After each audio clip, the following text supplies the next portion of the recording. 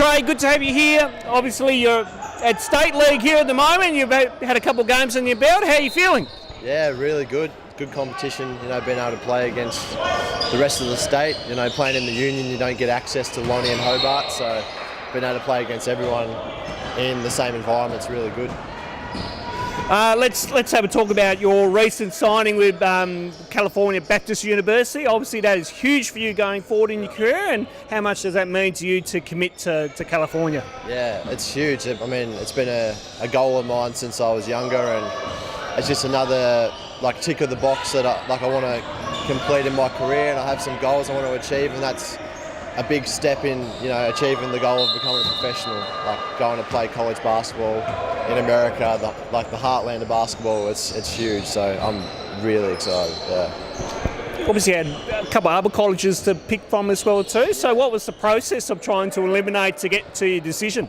Yeah, it was really hard because by the end I was dealing with a few offers and some interest from different schools. So coming down and just picking one, it's really tough. But Cal Baptist had everything that I knew I wanted, and there was a structure in place where I knew I could develop there and become a really good player. So we just pulled the trigger straight away so we could sort out all the academics and stuff like that. So we just pulled the trigger straight away.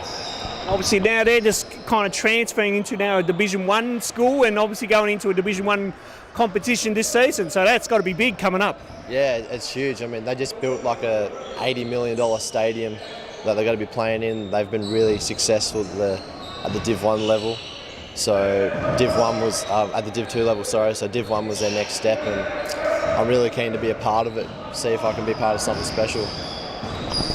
How big is your development here in the state? Obviously, you've done stuff with Basketball Tasmania and the high performance program and the SDP program, and all throughout your career.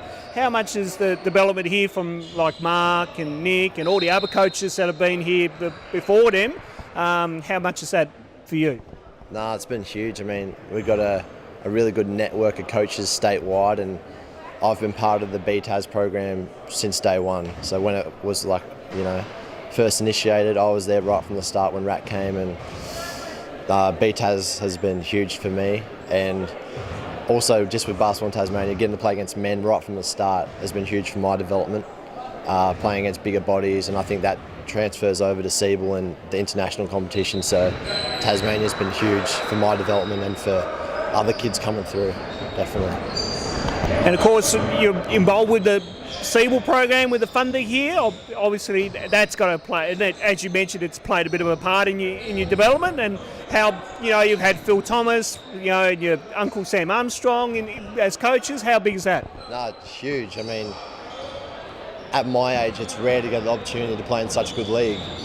It's semi-professional, and there's NBL players in nearly every team. So it's a huge opportunity, and to have a coach like my uncle leading the program, and hopefully there's a competition next year for me to play in, because I think it's huge for my development. But this last season was huge for me to actually get picked in the Australian team and to get some college offers. I think without it I might still be searching for a school, so Siebel's been huge for my development for sure.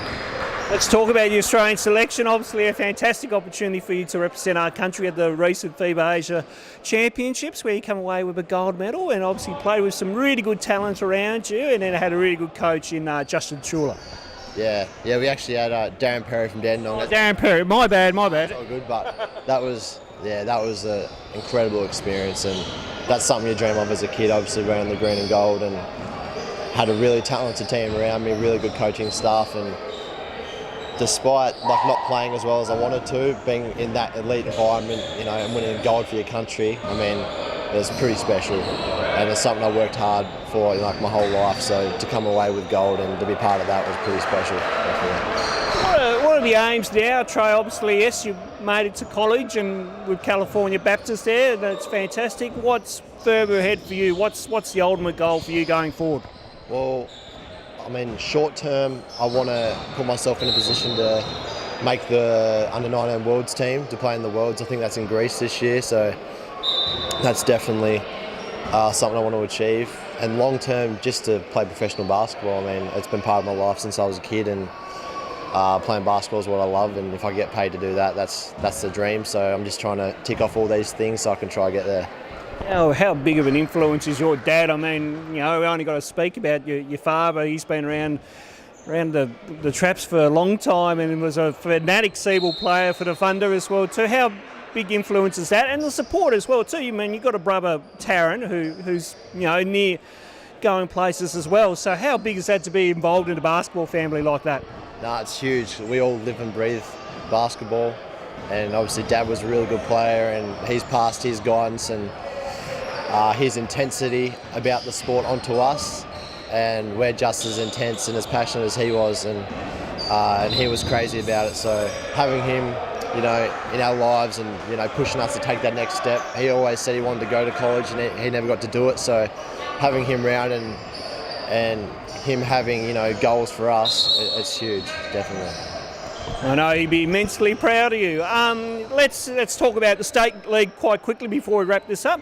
Obviously, Wynyard are involved for the first time in a while, which is great to see. What do you rate your chances as far as the state league is concerned? Yeah, well, we're really young. We're basically playing with our Northwest Under-22s team with one or two veterans, but we have a good system, and obviously Dad's coaching us. We know what we're doing, and we play to our strengths. So if we can sneak a few wins here this first weekend, they'll put us in a good position. So we'll just see how we go, but hopefully we're playing finals by the end and we can have a crack at taking it out.